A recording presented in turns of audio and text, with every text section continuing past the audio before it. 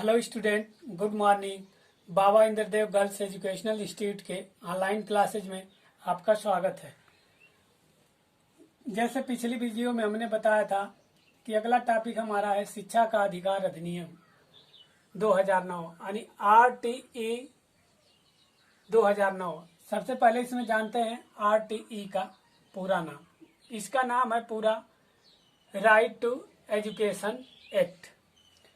तो देखिए, जो शिक्षा का अधिकार अधिनियम बताया गया था कि 6 से 14 वर्ष के सभी बालक एवं बालिकाओं को निःशुल्क एवं अनिवार्य शिक्षा देने का प्रावधान है। तो देखिए, ये जो शिक्षा का अधिकार अधिनियम था वो कब लागू हुआ।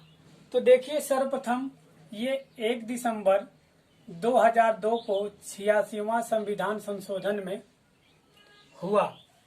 और एक बात आप लोग को बता दे रहे हैं, बहुत ही महत्वपूर्ण टॉपिक है। इससे क्वेश्चन डीएलएड सेमेस्टर के एग्जाम में जरूर पूछता है। आप नोट्स बनाते चलिए, क्योंकि एक बार नोट्स बना लेंगे तो आपको कम समय में पढ़ने में आसानी होगी।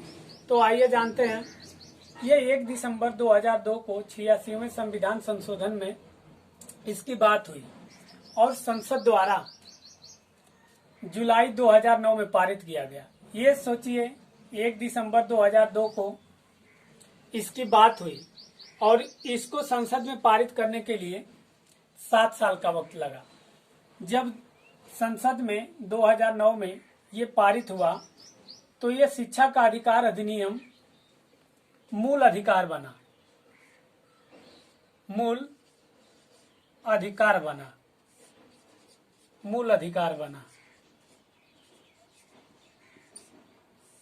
और उसके बाद ये पूर्ण रूप से 1 अप्रैल 2010 को लागू हुआ और ये जो शिक्षा का अधिकार था यह मौलिक कर्तव्य बन गया। डीएलएड एग्जाम में क्वेश्चन पूछा जाता है कि RTE या शिक्षा का अधिकार अधिनियम पूर्ण रूप से कब प्रभावी हुआ या लागू हुआ। तो देखिए, ये डेट याद कर लीजिए, सन 1 अप्रैल 2010 को। संसद द्वारा कब पारित हुआ, तो जुलाई 2009 में पारित किया गया।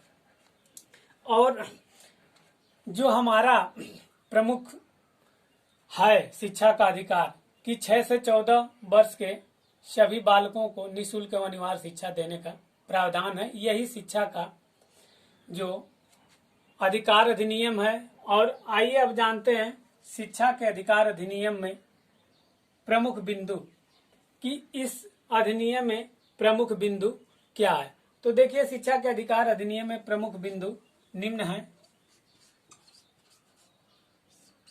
और पहला बिंदु जानते हैं, चूंकि पॉइंट कुछ इसमें बिंदु जो हैं बड़े बड़े हैं तो सबको लिखना थोड़ा सा दिक्कत है बोर्ड के माध्यम से, तो हम बताते जाते हैं, आप लोग नोट करते जाएंगे।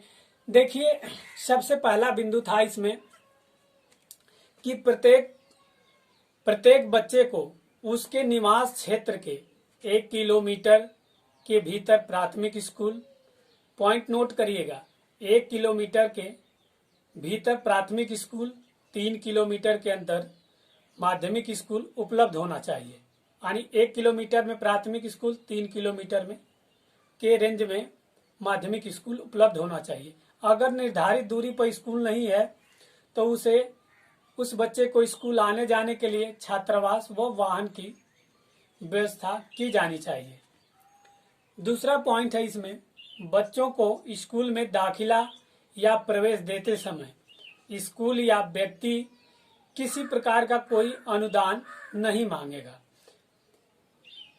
इसके साथ ही माता पिता या अभिभावक को साक्षात्कार देने के लिए मजबूर नहीं किया जाएगा।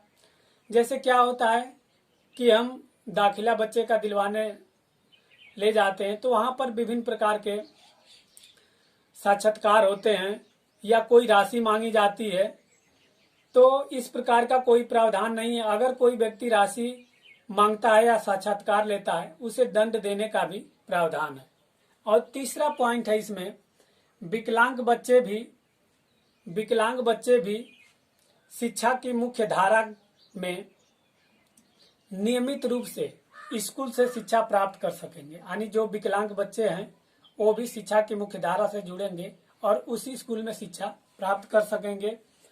इसमें चौथा पॉइंट है, किसी बच्चे को फेल करके रोका नहीं जाएगा और 8 साल तक शिक्षा पूरी करने तक किसी भी बच्चे को स्कूल से नहीं हटाया जाएगा। कहने का अर्थ यह है कि किसी बच्चे को क्लास में जो अवरोधन होता है उसे रोका नहीं जाएगा, यानी उसे फेल नहीं किया जाएगा और वो 8 साल, जब तक 8 साल का न हो जाता, शिक्षा पूरी नहीं कर लेता, उसको किसी स्कूल से हटाया नहीं जाएगा। और 5वां इसमें पॉइंट है कि स्कूलों में शिक्षकों की कक्षाओं की संख्या पर्याप्त मात्रा में रहेगी। जो शिक्षकों की कक्षाओं की संख्या पर्याप्त मात्रा में रहेगी और 30 बच्चों पर एक शिक्षक। देखिए ये क्वेश्चन पूछता है कि कितने बच्चों पर एक शिक्षक रखा जाए, ये क्वेश्चन नोट करिएगा। तो 30 बच्चों पर एक शिक्षक नियुक्त किया जाएगा और शिक्षकों के लिए एक कक्षा और प्रिंसिपल के लिए अलग से एक कमरा उपलब्ध कराया जाएगा।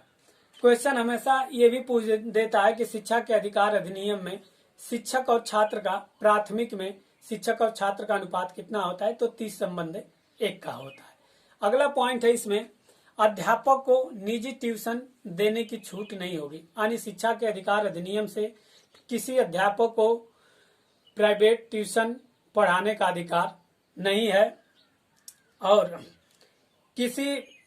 अगला पॉइंट है, किसी विद्यालय में बालक और बालिकाओं के लिए अलग अलग शौचालय की व्यवस्था होगी।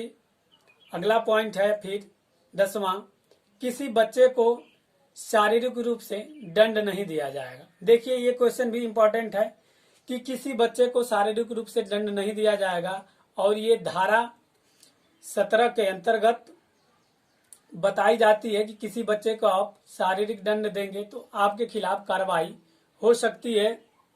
और लास्ट पॉइंट है, इस अधिनियम के तहत शिकायत के निवारण के लिए ग्राम पंचायत, तहसील एवं जिला स्तर पर प्राथमिक शिक्षा अधिकारी की तैनाती होगी। आप समस्या अपनी कह सकते हैं वहां पे।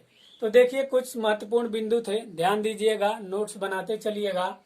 और हम कल लेके आएंगे ऑब्जेक्टिव प्रश्नों की क्यूज।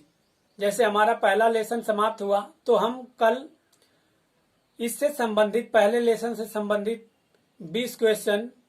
20 या उससे अधिक क्वेश्चनों की एक क्यूज लेके आएंगे जो आपके आने वाले डीएलएड एग्जाम में बहुत ही महत्वपूर्ण होगा। धन्यवाद।